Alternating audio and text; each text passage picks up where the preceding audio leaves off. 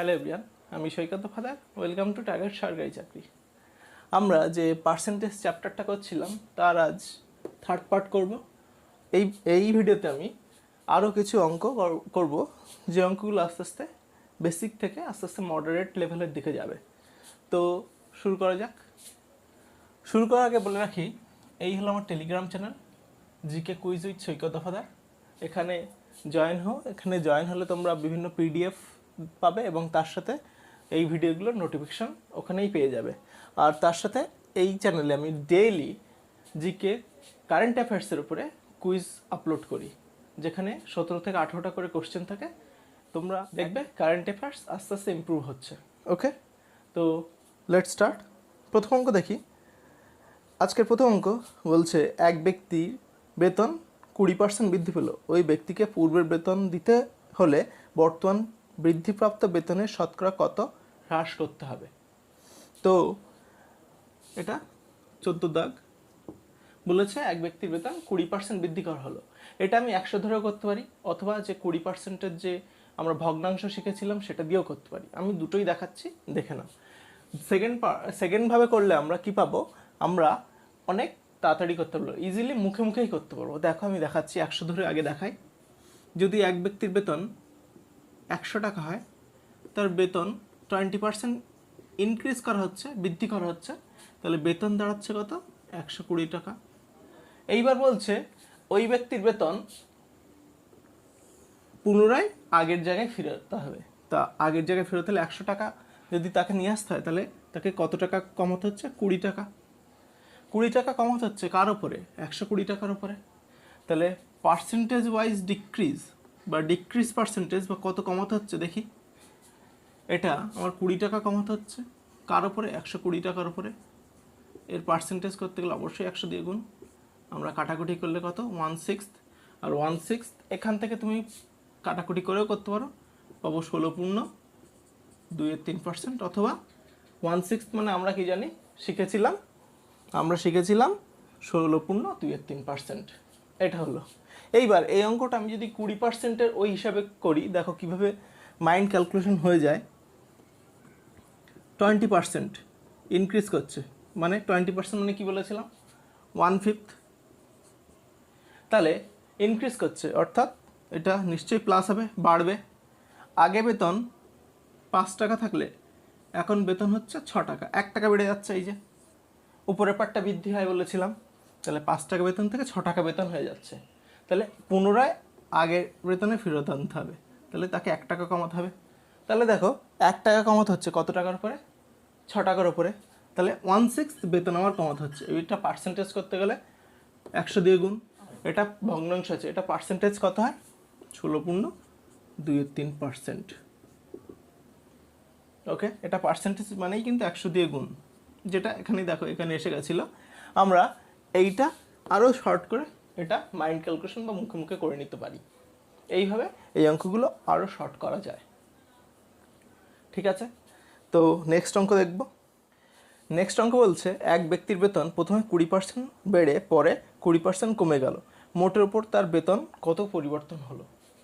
তো 100 দিয়েই করে দেখি প্রথমে। এটা 15 দাগ। দেখো প্রথমে কি বলেছে? ব্যক্তির বেতন প্রথমে 20% বেড়েছে, তারপর আবার সেটা 20% কমানো হয়েছে। তো 100 টাকায় যদি বেতন হতো, তো তাকে 20% বাড়ানো হলো। 100 টাকার উপরে 20% বাড়ানো মানে 120 টাকাই হলো।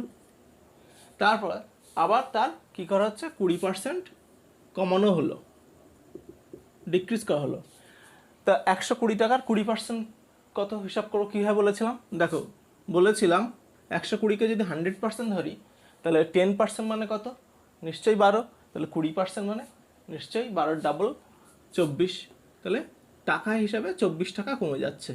তাহলে 120 টাকা থেকে যদি 24 টাকা কমে যায়, 96 টাকা এফেক্ট হয়ে যাচ্ছে ওর লাস্টে ইনকাম বা ওর আয়। ওকে, তো দেখো প্রথমে ইনকাম ছিল 100 টাকা, সেখান থেকে দুবার চেঞ্জ হওয়ার পরে হয়ে গেল 96 টাকা। তাহলে এর এফেক্ট কত হলো? 4 টাকা কম হয়ে গেল। তা 4 টাকা কম, 100 টাকার উপর 4 টাকা কম, মানে পার্সেন্টেজেই লস হলো 4%। ওকে, 100 টাকার উপরে 4 টাকায় কমেছে, তাহলে নিশ্চয়ই লস বলতে পারি 4%। এই অঙ্কটা আর এক রকমভাবে করা যায়, যেটা হচ্ছে সূত্রটা খুব এফেক্টিভ, সেই জন্য সূত্রটা আমাদের মনে রাখতে হবে। সূত্রটা হচ্ছে x plus Y plus X Y by 100। সূত্র এখানে এক্সের আগে কিছু নেই মানে নিশ্চয়ই প্লাস আছে। প্লাস মানে মাথায় রেখো, আমি প্লাস দিয়ে লিখেছি সূত্রটা। প্লাস মানে সবসময় ইনক্রিজ, আর মাইনাস মানে সবসময় ডিক্রিজ। তাহলে আমার এখানে সূত্রটা কি হয়ে যায় বলো তো? এই অঙ্কটার ক্ষেত্রে, পার্টিকুলার এই অঙ্কটার ক্ষেত্রে সূত্রটা হয়ে যায়, প্রথমে 20% ইনক্রিজ হয়েছিল, তারপর 20% ডিক্রিজ হয়েছিল। তাহলে প্লাস এক্স অর্থাৎ প্লাস 20 মাইনাস ওয়াই, কেন ডিক্রিজ হয়েছে, তাহলে মাইনাস 20। এইবার এই প্লাসটা কি ছিল, এই প্লাস প্লাসে প্লাসে প্লাস, এই দুটোর এফেক্ট মিলে এইটা হয়। তাহলে এখানে নিশ্চয়ই দেখো, এখানে প্লাস আছে, এখানে মাইনাস আছে, প্লাস মাইনাসে মাইনাস, এই দুটোর এফেক্ট কিন্তু এইটা হলো, এইটা কিন্তু দুটোর এফেক্ট। তাহলে এইবার এক্স ওয়াই, তাহলে 20 × 20 মানে 400 বাই 100। এদিকে 20 + 20 - 20 কেটে গেল, তাহলে পড়ে থাকছে কি -4। তো -4 মানে কি? -4 মানে নিশ্চয়ই -4 মানে মাইনাস মানে কি বলেছে, ডিক্রিজ। তাহলে -4 মানে নিশ্চয়ই ডিক্রিজ হয়েছে, মানে অর্থাৎ লস হয়েছে। তাহলে মোটের উপরে তার 4% লসই হয়েছে। মাইনাস মানে ডিক্রিজ অর্থাৎ লস হয়েছে। ঠিক আছে, এই ছিল। নেক্সট অঙ্ক দেখি, 16 দেন। ভালো অঙ্ক। দেখো বলছে, এক ব্যক্তি তার আয় 10% সঞ্চয় করেন। তার আয় 10% কমলেও যদি সঞ্চয়ের পরিমাণ একই থাকে, তবে তার শতকরা খরচ কত কমবে, এই বলেছে। তো প্রথমে ধরি 100 টাকায় ধরে নিচ্ছি আমরা, ইনকাম 100 টাকা। ওনার কি বলেছে, সঞ্চয় অর্থাৎ সেভিংস 10%, তাহলে 100 টাকা 10% নিশ্চয়ই 10 টাকা। তাহলে এক্সপেন্ডিচার, বাকিটা নিশ্চয়ই খরচ করছে, তাহলে খরচ কত হচ্ছে, খরচ নিশ্চয়ই 90 টাকা। এরপরে কি বলেছে, বলেছে ওই ব্যক্তির আয় 10% কমলেও, তাহলে 10% আয় কমে গেছে, তাহলে 10% ডিক্রিজ করে গেছে ইনকাম, তাহলে ইনকাম কত, 90 টাকা হয়ে গেছে। তো কি বলছে, সঞ্চয়ের পরিমাণ একই থাকে, আগেও 10 টাকা সঞ্চয় করছিল, এখনও উনি বলছেন আমি 10 টাকায় সঞ্চয় করব। তাহলে 90 টাকা ইনকাম, 10 টাকা সঞ্চয়, তাহলে বাকিটা নিশ্চয়ই খরচ করছেন, 80 টাকা খরচ করছেন। এইবার জানতে কি চেয়েছে, জানতে চেয়েছে শতকরা খরচ কত কমবে। আগে 90 টাকা খরচ করছিলেন, এখন 80 টাকা খরচ করছেন, খরচ কত কমে গেছে, এক্সপেন্ডিচার কত কমে গেছে, 10 টাকা কমে গেছে। তো 10 টাকা কমেছে কার ওপরে, আগের খরচের ওপরে কমে গেছে। তো দেখি পার্সেন্টেজে ডিক্রিজ হয়েছে কত, ডিক্রিজ পার্সেন্টেজ বা খরচ কমেছে কত, 10 টাকা কমেছে 90 টাকার উপরে, ইন্টু 100। এটা দরকার নেই, এটা আমার মুখে মুখেই বলতে হবে, 10 টাকা খরচ 90 টাকা, মানে 1/9 হচ্ছে, 1/9 মানেই আমরা বলতে পারবো 11.1%। এই ছোটো ক্যালকুলেশনগুলো না করার জন্যই ওই পার্সেন্টেজ জিনিসটা, যেটা ভগ্নাংশ এবং পার্সেন্টেজ, খুব ইম্পর্ট্যান্ট মনে রাখা। ওকে, তো নেক্সট অঙ্ক দেখি। পরের অঙ্কটা বলছে, কেরোসিন তেলের মূল্য পরপর দুবার 20% ও 30% বৃদ্ধি করা হলে মোটের উপর শতকরা বৃদ্ধি কত। এই অঙ্কটা এর আগের অঙ্ক, তার আগের অঙ্কটারই মতো। প্রথমে কি বলছে, 20% বৃদ্ধি হয়েছে, তারপরে 30% বৃদ্ধি হয়েছে। তো দেখো দুবারই ইনক্রিজ হচ্ছে, তাহলে ওই ফর্মুলাতেই আমরা ফেলতে পারবো, প্লাস এক্স প্লাস ওয়াই প্লাসে প্লাসে প্লাস এক্স ওয়াই বাই 100।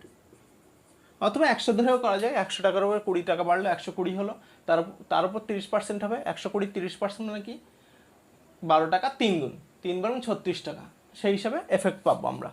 তো এইভাবে করলে একেবারেই বেরোবে। দেখো প্রথমে 20, তারপরে 30, প্লাস প্লাসে প্লাসে প্লাস হচ্ছে 20 × 30 মানে 600 বাই 100, যদি কেটে দিই 6 হচ্ছে, তাহলে 20, 30, 50 আর 6 56, অর্থাৎ প্লাস হয়েছে, তাহলে নিশ্চয়ই ইনক্রিজ হচ্ছে, বৃদ্ধি পাচ্ছে। তাহলে 56% বেড়ে গেল দাম, এফেক্ট দুটো মিলে। ওকে, এরপরের অঙ্কটা 18 দাগেও সেম অঙ্ক, সেই জন্য অঙ্কটা আমি স্কিপ করে যাচ্ছি। এরপরে আমরা 19-এর দাগে যাব। 19টাও প্রায় সেম। দেখো বলছে একটি টিভির মূল্য দুবার যথাক্রমে 40% এবং 10% হ্রাস পেল, মোট হ্রাসের হার কত? প্রথমে 40% হ্রাস পাচ্ছে, তারপরে 10% হ্রাস পাচ্ছে, মোট হ্রাসের পরিমাণ কত? তো আমরা ওই ফর্মুলাতেই দেখি, হ্রাস মানে নিশ্চয়ই ডিক্রিজ, মানে -40, আবার ডিক্রিজ হয়েছে -10।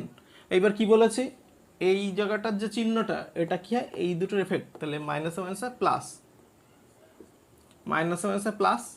এইবার 40 আর 10 গুণ করলে হয় 400/100, কাটাকুটি করছি, করলে পড়ে থাকছে 4, তাহলে এখানে দেখো -50 + 4 হয়ে যাচ্ছে কত, -46%।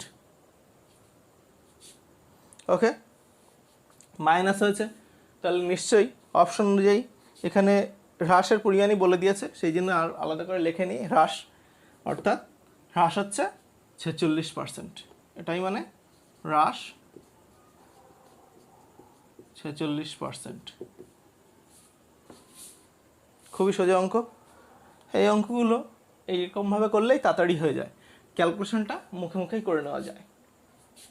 ওকে, নেক্সট অঙ্ক দেখি। 20 দাগ বলছে পরীক্ষায় পাস নম্বর 36%, এক ছাত্র 190 নম্বর পেয়ে 35 নম্বরের জন্য ফেল করলো, পরীক্ষায় মোট নম্বর কত? তো কি বলেছে, 36% নাম্বার পেলে পাস, এক ছাত্র কি পেয়েছে, 190 নম্বর পেয়েছে, কিন্তু ফেল করেছে কত নম্বরের জন্য, 35 নম্বরের জন্য ফেল করে গেছে। তাহলে পরীক্ষায় মোট নাম্বার জানতে চেয়েছে। তো দেখো 190 নাম্বার ফেল করে গেছে, কত নম্বরের জন্য ফেল করেছে, তাহলে নিশ্চয়ই আরও 35 নম্বর পেলে পাস করতো। 35 নম্বরের জন্য ফেল করে গেছে, 190 পেয়েছে, আর 35 পেলে পাস হয়ে যেত, মাত্র 35-এর জন্য ফেল হয়ে গেছে। তাহলে নিশ্চয়ই পাস নাম্বারটা কত, 190 + 35। এইটা কার পার্সেন্টেজের সমান, ওই যে 36% ছিল, হ্যাঁ 36%। তো এখানে আমরা কত বের করবো, আমরা ধরে নিচ্ছি টোটাল মার্কস হচ্ছে 100%, তাহলে 100% বের করলেই হয়ে যাবে। তো এটা যোগ করলে কত হচ্ছে, 225 হচ্ছে, 36% মানে 225 মার্কস। তো দেখো কত দিয়ে কাটবো আমরা, আমাদের এইটা করতে হবে 100%, তাহলে নিশ্চয়ই আমরা এখানে বুঝতে পারছি 9 দিয়ে কাটলে, যদি 4% রেখে দিই, এখানে 9 দিয়ে কাটলে কত হচ্ছে, 9 25 225, তাহলে 4 মানেই 25% বেরিয়ে গেল, সরি 4 মানে 25, 4% মানে 25, 100% করতে গেলে এটাকে নিশ্চয়ই 25 দিয়ে গুণ করবো, 100, তাহলে 100% হয়ে গেল। তাহলে এখানেও নিশ্চয়ই 25 দিয়ে গুণ, আমি ঐকিক নিয়মটাকে মাল্টিপল দিয়ে করলাম, আর কিছুই না।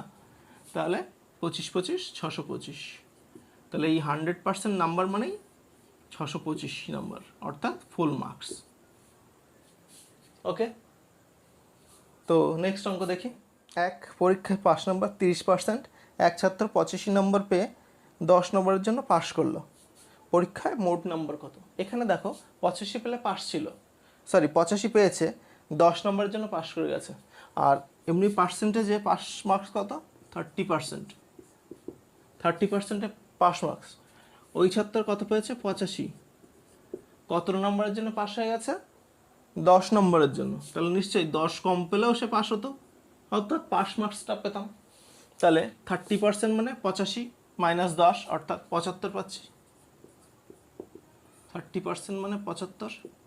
তো আমি 3 দিয়ে যদি কাটি, কারণ 10 বেরোচ্ছে, তাহলে 3 দিয়ে কাটলে 10%, এখানে 3 দিয়ে কাটলে 25, দেখো তাহলে আমার 100% দরকার, এটাকে আরও 10 দিয়ে গুণ করে দিই, তাহলে 100% মানে আমি এখান থেকে পেয়ে যাচ্ছি কত, এখানেও 10 দিয়ে গুণ করো, 250 মার্কসের ফুল মার্কস। এক্সাম ছিল 250 মার্কসের। ওকে, এরপর 22 দাগ কি বলছে, এক্সপ্রেস ট্রেনের ভাড়া 20% বৃদ্ধি পাওয়ার জন্য যাত্রী সংখ্যা 20% কমে গেল, আয় কত বাড়বে বা কমবে? এটাও সেই দেখো, একটা জিনিস বাড়ছে এবং আরেকটা জিনিস কমছে, এর ফলে দুটো মিলে এফেক্ট কত হচ্ছে, সেই একই ফর্মুলার অঙ্ক। এটা ফর্মুলা দিয়ে করে দিচ্ছি এবং আমি এটা 100 বা পার্সেন্টেজ দিয়েও করে দিচ্ছি, দুরকমভাবে করে দিচ্ছি। তো প্রথমে কি হয়েছে, ট্রেনের ভাড়া বেড়েছে 20, এর ফলে কী হয়েছে, যাত্রী কমে গেছে কত, 20%। তো এর ফলে কি হচ্ছে, দুটো এফেক্ট কি পড়ছে, প্লাস মাইনাসে মাইনাস কত, 20 × 20/100 অর্থাৎ 4 হচ্ছে। এখান থেকে দেখো +20 -20 কাটলাম, পড়ে থাকছে -4, অর্থাৎ -4 মানে হ্রাস পেয়েছে, আয় 4% কমে গেছে। পার্সেন্টেজ এটা, মাইনাস মানে বলেছিলাম হ্রাস পাচ্ছে।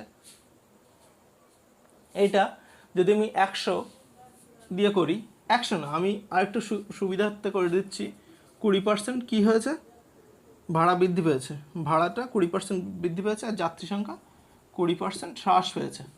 তো দেখো, আমি যদি ভাড়া আগে ছিল 10 টাকা এবং যাত্রী ছিল 10 জন, তো রেভিনিউ কত কালেক্ট হতো, রেভিনিউ কালেক্ট হতো দেখো 10 জন যাত্রী অর্থাৎ 10 টাকা করে টিকিট নিলে 100 টাকা রেভিনিউ কালেক্ট হচ্ছে। এইবার পরে কি হচ্ছে, 20% আমার ভাড়া বৃদ্ধি পেয়েছে, তাহলে কত হয়ে গেছে, 10-এর 20%, 10-এর 20% মানে 2 টাকা করে বেড়ে গেছে, 12 টাকা হয়ে গেছে। 10% মানে কত, 10-এর 10% মানে 10 টাকার 10% মানে নিশ্চয়ই 1 টাকা, তাহলে 10-এর 20% মানে নিশ্চয়ই 2 টাকা, 20% বৃদ্ধি পাচ্ছে মানে 2 টাকা বেড়ে 12 টাকা হয়ে গেল। আর এদিকে রেভিনিউ, যাত্রী কত কমেছে, 20%, আগে 10 জন যাত্রী হলো 20% কমেছে, মানে 2 জন কমে গেছে, এখন যাত্রী সংখ্যা হয়ে গেছে 8 জন। তো রেভিনিউ কালেক্ট কত হচ্ছে, আগে হচ্ছিল 100 টাকা, আর এখন 8 × 96 টাকা। তো দেখো কমে গেছে মাত্র, অর্থাৎ এখানে 4 টাকা কমে গেছে। 4 টাকা কমেছে কার উপরে, 100 টাকার উপরে, তাহলে 100 টাকার উপরে 4 টাকা কমা মানে 4%ই কমে গেছে। ওকে, তো নেক্সট অঙ্ক দেখে 23 দাগ বলছে, কোনো পরীক্ষায় 40% ইংরেজিতে এবং 30% গণিতে ফেল করলো, উভয় বিষয়ে 15% ফেল করলো, শতকরা কতজন উভয় বিষয়ে পাশ করলো? তো দেখো, অনলি ইংলিশে পাশ করেছে, ইংলিশে ফেল করেছে কজন, 40%, ফেল ইন ইংলিশ 40%, আর ফেল ইন ম্যাথ বা গণিত এটা হলো 30%। তো দুটো মিলে ফেল কত, দুটো মিলে ফেল দেখলাম 70%। এইবার দুটো তো এর মধ্যে উভয় বিষয়ে ফেল করেছে এমন ব্যক্তিও ঢুকে আছে, এমন ছাত্রও ঢুকে আছে, fail in English plus math. এই উভয় বিষয়ে ফেল কত ছিল, উভয় বিষয়ে ফেল ছিল 15%, ফেল ইন বোথ এটা ছিল 15%। তো এই ফেল ইন বোথ, সে তার মধ্যে ইংলিশও আছে, তার মধ্যে ম্যাথও আছে, তাহলে এই ফেল ইন ইংলিশ 40% এবং ফেল ইন ম্যাথ 30%, এই দুটোর মধ্যেই এইটা ঢুকে আছে। তো এর মধ্যে ঢুকে আছে, এর মধ্যে ঢুকে আছে, তা দুটোর মধ্যেই ঢুকে আছে, সেই জন্য আমরা কী করবো, একবার বাদ দিয়ে দেবো, -15%। তাহলে ইন্ডিভিজুয়াল আমি পেয়ে যাচ্ছি কত, এটা হলো 55% ফেল, টোটাল ফেল, সেটা একটা বিষয় হোক দুটো বিষয় হোক, ফেল, টোটাল ফেল আমি 55% পেয়ে গেলাম। তাহলে যদি 100% টোটাল ক্যান্ডিডেট হয়, তাহলে তার থেকে 55% বাদ দিলে নিশ্চয়ই তারা pass candidate, pass in both কত পেয়ে যাব, 100% মাইনাস 55%। তো কত? এটা হলো 45%। দেখো এইভাবে অনেক স্টুডেন্টের বুঝতে সমস্যা হয়। আমি কোচিং সেন্টারেও যখন পড়িয়েছি তখনও অনেকের সমস্যা হচ্ছে, সেই জন্য এইটা আমি একটু ভেন ডায়াগ্রাম দিয়েও দেখাই। একটু দেখিয়ে দিই কী হচ্ছে। এটা ধরো ম্যাথের ডায়াগ্রাম, এটা ইংলিশের ডায়াগ্রাম। তো ম্যাথে কত? ম্যাথে ছিল 30% ফেল, আর ইংলিশে ছিল 40% ফেল, আর উভয় বিষয়ে কত ছিল? 15% ফেল। এটা ফেলের ডায়াগ্রাম এঁকেছি আমি। তো দেখো এই 30%-এর মধ্যে 15% আগে ঢুকে আছে, ইংলিশের এই 40% মধ্যে 15% ঢুকে আছে এই গোলটার মধ্যে। তো যখন আমি ম্যাথ এবং ইংলিশ দুটোই যোগ করছি তখন দেখো এর জন্য একবার 15% আছে, এর জন্য একবার 15% আছে। সেই জন্য আমরা কী করলাম? 40 + 30 যোগ করলাম 70, তার থেকে এর 15% একবার, এর 15% একবার, তো দুবার 15% আছে, সেই জন্য একবার 15% আমি বাদ দিয়ে নিলাম, সেখান থেকে পেলাম 55%। এই হলো। অথবা কারোর যদি মনে হয় এই 15% বাদ দিয়ে দেবো, তাহলে এখানে কত পার্সেন্ট পড়ে থাকছে? এখানে ভেন ডায়াগ্রাম দিয়েও অঙ্কগুলো করা যায়, কারণ আমরা জিআইতেও এই টাইপের আমরা জিআই দেখতে পাই, ভেন ডায়াগ্রাম জিআই, যেটা বিশেষ করে ব্যাংকিংয়ে খুব কাজে লাগে। তো টোটাল ছিল 30%, তার মধ্যে যদি 15% এখানে থাকে তাহলে এখানে অনলি ম্যাথে আছে 15%। আবার দেখো ইংলিশেও 15% ঢুকে আছে, তো 15% যদি এখানে থাকে তাহলে এখানে কত থাকবে? এখানে 25%। এবার টোটাল যোগ করে দেখো 55%ই আসছে। এইভাবে করা যায়। এটা ফেলের তালিকা গেল, এই টোটাল ফেল। তাহলে পাস ইন বোথ কী পেলাম? 100% মাইনাস 55% করলে 45% পাস ইন বোথ পেলাম। ওকে, নেক্সট অঙ্ক দেখি। 24 দাগটাও সেম অঙ্ক। বলছে একটি পরীক্ষায় 60% ছাত্র ইংরেজিতে পাশ করে, 70% হিন্দিতে পাশ করে এবং 40% উভয় বিষয়ে পাশ করে। শতকরা কতজন উভয় বিষয়ে ফেল করে? 24 দাগ। আগে ভেন ডায়াগ্রামটা দেখায়, তাহলে হয়তো বুঝতে খুব সুবিধা হবে। ইংলিশে পাস, এবার পাশের ডায়াগ্রাম নিচ্ছি। ইংলিশ আর কি বলেছে? হিন্দি।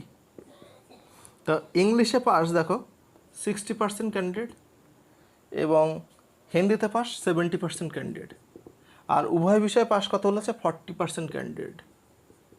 তো দেখো এই 40% ক্যান্ডিডেট কিন্তু ইংলিশের মধ্যেও আছে, হিন্দির মধ্যেও আছে।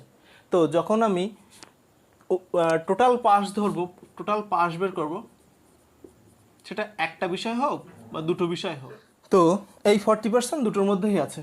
তো আমরা টোটাল পাস তাহলে কীভাবে পাবো? সে একটা বিষয় হোক বা দুটো বিষয় হোক। যোগ করি 60 + 70। এটা কি হলো? এটা এইটা প্লাস এইটা প্লাস এই, কিন্তু মাঝখানেরটা দুবার নিয়ে ফেললাম, তাহলে এটা কি করব? -40। এটা দুবার নিয়ে ফেলছি, সেই জন্য বাদ দিলে কত হচ্ছে? 130 থেকে 40 বাদ দিলে 90%। ওকে, তো 90% পাস, সেটা একটা বিষয় হোক বা দুটো বিষয় হোক। তাহলে বাকিরা কি হবে? নিশ্চয়ই ফেল হবে। তো উভয় বিষয়ে ফেল কত? ফেল ইন বোথ কত হচ্ছে? তো 100% থেকে যদি বাদ দিই, এটা পেলাম 10%। তাহলে দুটো বিষয় ফেল 10%। এবার প্রশ্ন আসতে পারে দুটো বিষয় ফেল কেন? একটা বিষয় ফেল তো হতেই পারে না, কারণ একটা বিষয় পাস ছিল মানে আরেকটা বিষয় ফেল ছিল, সেটা এর মধ্যেই ঢুকে গেছে। তো এই যে লাস্টে পড়ে থাকছে সেটা হচ্ছে ফেলই পড়ে থাকছে দুটো বিষয়ে। ওকে, থ্যাংক ইউ, আজকে এই পর্যন্ত। আর যদি ভিডিওটা ভালো লেগে থাকে অবশ্যই লাইক করো, তার সাথে শেয়ার করো এবং নতুন আসলে অবশ্যই সাবস্ক্রাইব করো। Thank you for watching.